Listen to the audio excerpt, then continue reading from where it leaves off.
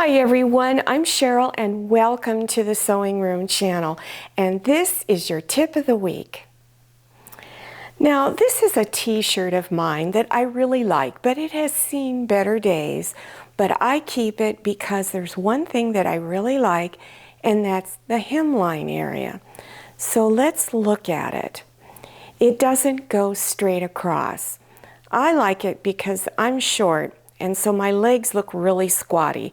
So if you have a shirt that goes straight across like this and you're short, it's cutting your legs off. Also, if it goes straight across like this, and let's say you have a little too much in the thigh area, it's going to make your thighs look even bigger, I should say. So one of the things that I like to do is change it so that it scoops up on the side. And this one just happens to be just exactly how I like it.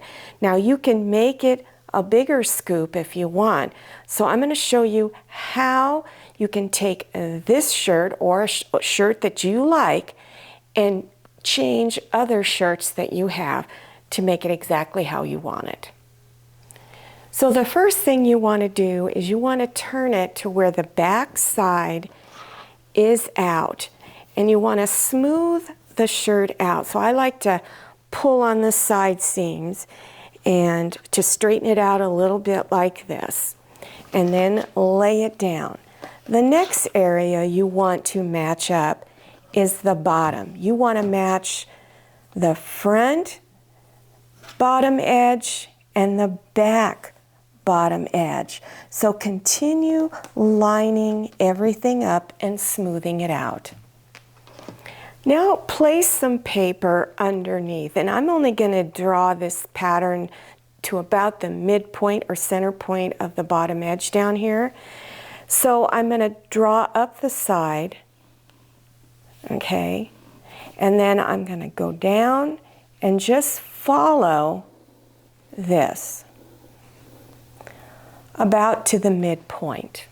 Now here is the shirt that I want to adjust. Turn it to where the back side of it is out. Line up your bottom edge. Very, very important. Make sure everything is smooth. Then place your pattern here. Now, if you are trying to take off extra length, then of course you can adjust it. But always keep in mind not to cut too much off, because you need some that's going to turn under to create your hem. So I'm only going to do about a 1/2 inch hem. So on this one, I'm just leaving it like it is. I'm bringing it all the way to the bottom edge.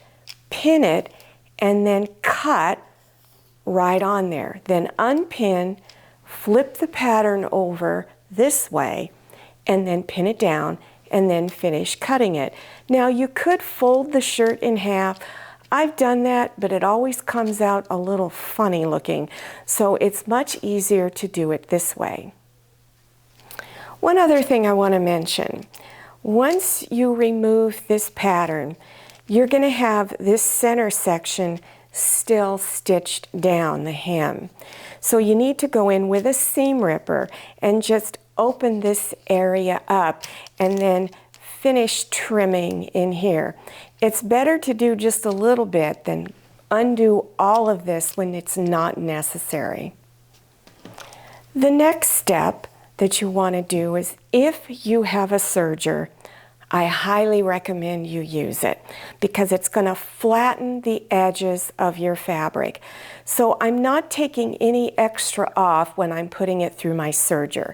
For those of you who doesn't know what a serger is, it actually is a sewing machine that cuts your edges straight and binds and stitches the edges so that they lay nice and flat like this. When you buy clothing that's ready to wear, ready-made clothing, it has seams that are all serged. So it looks very professional. So I've already done that. I didn't take any extra off. I just let it bind the edges.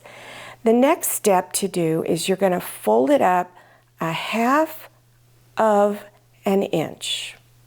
Now I like to stitch my hems down using a twin needle like this. And this is what a twin needle stitch looks like. So once you folded, this is a serged edge, so you would fold it over underneath to the back side, and I would press it down. It's going to make it a lot easier to stitch. And then you would turn it over to the front side, and I can feel the serged edge underneath there. Feels a little bumpy.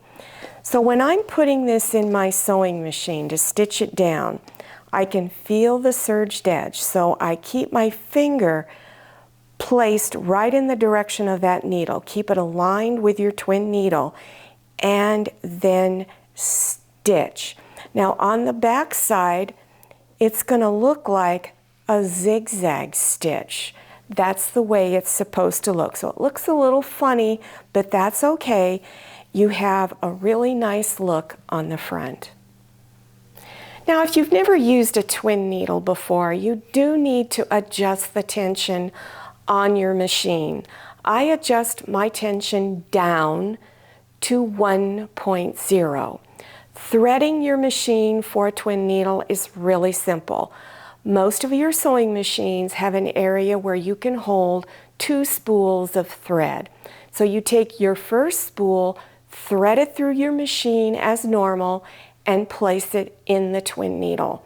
Then you take the second spool of thread and feed it through the machine just like you would normally thread a machine, and insert it into the second needle.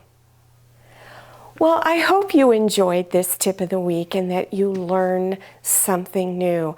If you're interested in other tips of the week, and I have a lot of them, and they're very, very informative. I've never had a viewer complain. They've all said they were great, even those that have been sewing longer than many of you have been alive.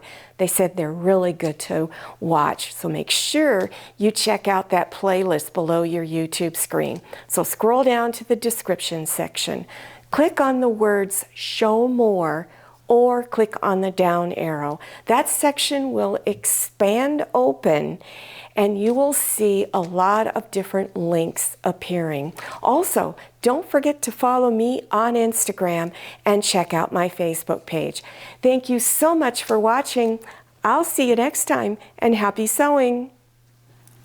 If you like the Sewing Room channel, one of the best ways to show your support is to subscribe by clicking on that red subscribe button and give this video a thumbs up. And don't forget to click on share to share this video with your friends. And make sure you click on the bell so you receive notifications for all my new videos. I'm Cheryl, this is Manny, and this is Scotty. See you next time.